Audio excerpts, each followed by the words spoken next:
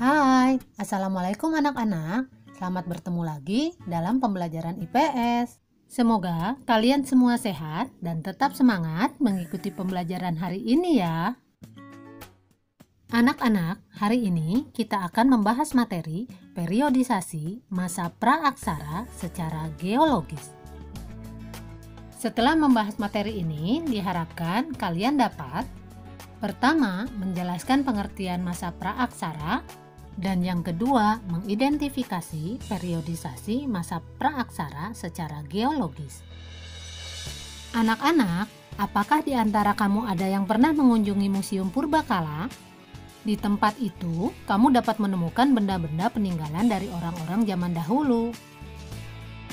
Benda-benda tersebut ada yang berupa fosil, yaitu sisa-sisa tulang belulang manusia, hewan dan tumbuhan yang sudah membatu. Ada yang berupa artefak, yaitu alat-alat kehidupan seperti senjata, alat pertanian, dan alat rumah tangga. Ada pula yang berupa tulisan seperti prasasti dan naskah kuno. Melalui benda-benda tersebut, kamu dapat mengetahui kehidupan orang-orang pada zaman dahulu, khususnya di Indonesia. Sebelum mempelajari tentang bagaimana kehidupan masyarakat di Indonesia pada masa praaksara, terlebih dahulu kamu harus memahami apa yang dimaksud dengan masa praaksara. Praaksara berasal dari gabungan kata, yaitu pra dan aksara. Pra artinya sebelum, dan aksara berarti tulisan. Dengan demikian, yang dimaksud masa praaksara adalah masa sebelum manusia mengenal tulisan. Masa praaksara disebut juga dengan masa nirleka. Nir artinya tidak ada dan leka artinya tulisan. Sehingga masa nirleka yaitu masa tidak ada tulisan. Masa praaksara dikenal pula dengan masa prasejarah. Kapan waktu dimulainya praaksara dan kapan waktu berakhirnya? Masa praaksara dimulai sejak manusia ada. Itulah titik dimulainya masa praaksara. Adapun waktu berakhirnya masa praaksara adalah setelah manusia mulai mengenal tulisan. Berakhirnya masa praaksara tidak sama bagi tiap-tiap bangsa. Misalnya, bangsa Mesir dan Mesopotamia, mereka telah mengenal tulisan kira-kira 3000 tahun sebelum Masehi. Adapun masyarakat di Indonesia mulai mengenal tulisan sekitar abad ke-5 Masehi. Hal ini diketahui dari yupa atau batu bertulis peninggalan kerajaan Kutai yang terdapat di Muara Kaman, Kalimantan Timur. Untuk mengetahui perkembangan manusia sejak awal kehidupannya, kita perlu mempelajari terlebih dahulu periodisasi atau pembabakan zaman di muka bumi. Pada zaman dahulu, keadaan bumi tidak seperti sekarang. Sebelum adanya kehidupan, bumi mengalami perubahan-perubahan. Proses perubahan bumi terbagi atas beberapa fase atau zaman. Perubahan dari satu zaman ke zaman berikutnya memakan waktu yang lama sampai jutaan tahun.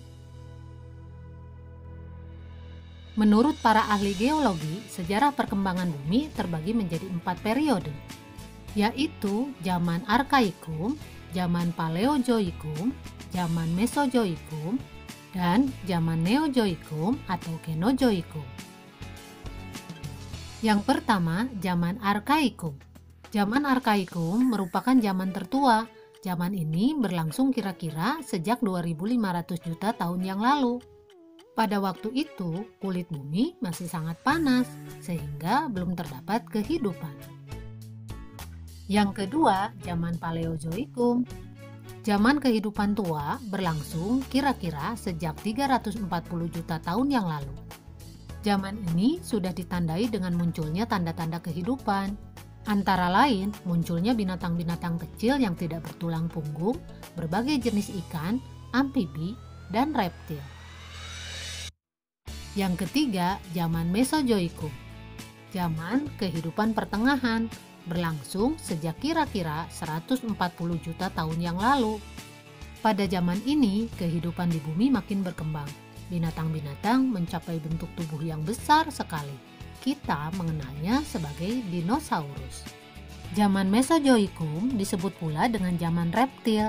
karena pada zaman ini jenis binatang reptil yang paling banyak ditemukan. Yang keempat, zaman Neozoikum atau Kenozoikum, yaitu zaman kehidupan baru, berlangsung sejak kira-kira 60 juta tahun yang lalu. Zaman ini dibagi menjadi dua, yaitu zaman Tertier dan zaman Kuarter.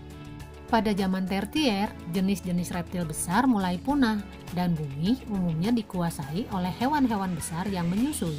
Contohnya adalah jenis gajah purba yang pernah hidup di Amerika Utara dan Eropa Utara.